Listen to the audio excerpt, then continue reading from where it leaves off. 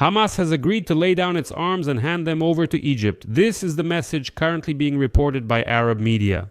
Hamas faces complete destruction if it rejects the peace plan proposed by United States President Donald Trump. Here is Donald Trump's bold statement today, following his victory announcement over Hamas yesterday, after the militants published their response to Trump, in which they did not fully agree with his peace plan.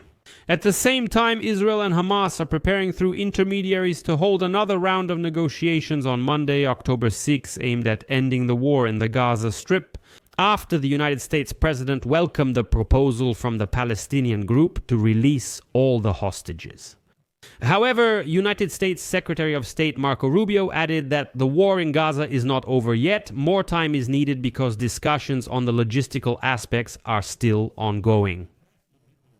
And here there are so many interesting questions. We will discuss all of them with you in this episode. So, at what stage is the end of the war in Gaza, which Donald Trump has already announced? That's what we'll talk about with you in this episode.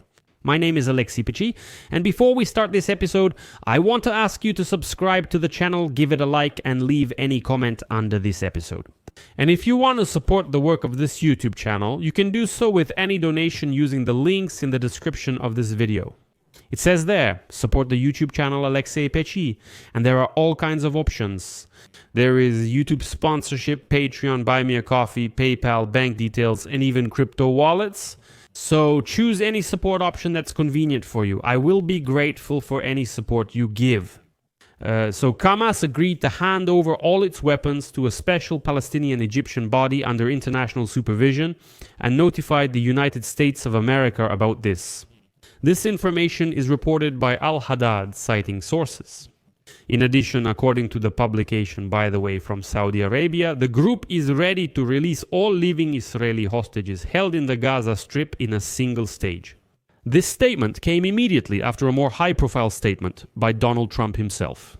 The United States president stated that Hamas faces complete destruction if it rejects the peace plan proposed by President Donald Trump. I'll pause here to explain in more detail. The question about the future of Hamas if it doesn't give up power in the Gaza Strip was asked by cable news network journalist Jake Tapper. Tapper's question came in the context of Hamas's reaction to Donald Trump's 20-point ceasefire plan. He referred to Senator Lindsey Graham's interpretation that Hamas basically deceived Trump, that Hamas essentially rejected this plan. The refusal to disarm, keeping Gaza under Palestinian control, and linking the release of hostages to negotiations. When asked if Trump was wrong, Trump replied, "We'll find out, only time will tell." The American leader then added that he expects to soon get clarity on whether Hamas truly seeks peace. He also expressed hope that his proposal for a ceasefire would become a reality. In addition, Trump noted that Israeli Prime Minister Benjamin Netanyahu supports ending the bombings in Gaza.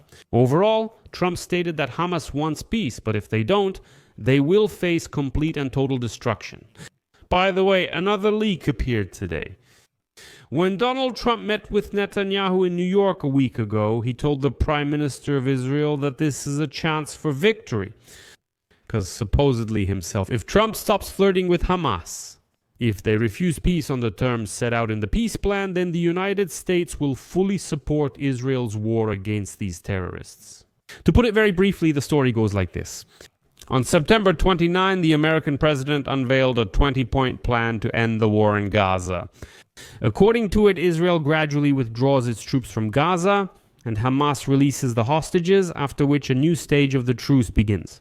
On Saturday, October 4, at Trump's request, the Israeli army suspended its offensive on Gaza.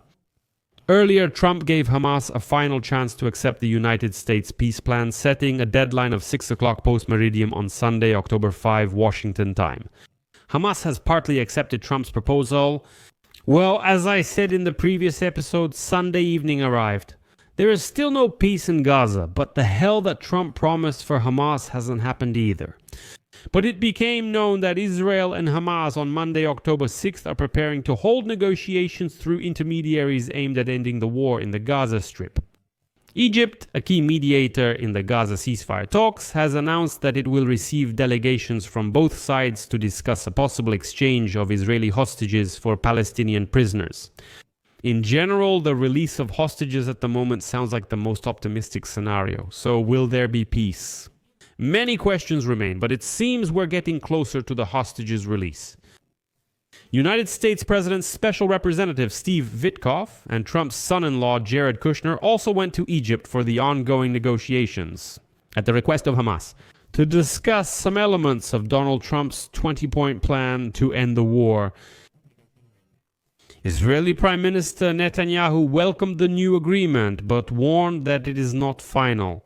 And now an Israeli official has stated that the country's military has taken a defensive position in Gaza City. Meanwhile, Hamas claims that airstrikes and shelling continue in the de facto capital of this Gaza Strip enclave. Donald Trump has already made the following statement. After negotiations, Israel agreed to the initial withdrawal line that we showed and reported.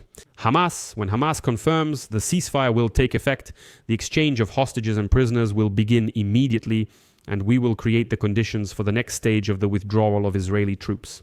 What will bring us closer to the end of this 300,000-year catastrophe? Well, basically, Trump is already kind of declaring victory. The discussions in Egypt will focus on final agreements regarding the timeline for the release of hostages and the list of Palestinian prisoners who are to be freed. Netanyahu stated that the Israeli army is indeed redeploying, and he also left open the possibility of disarming Hamas by force. That is, he said, okay, we will gradually fulfill the conditions of the peace plan, but as soon as we realize that Hamas is stalling, we will disarm them by force. Do you understand how? Trump's calls for an immediate ceasefire may prove politically difficult for Netanyahu, considering that some of his far-right government members will be wary of further negotiations with Hamas. The group, recognized as a terrorist organization by the European Union, the United States, and several other countries, did not agree with some key provisions of Trump's plan, particularly that Hamas must disarm and not participate in post-war governance.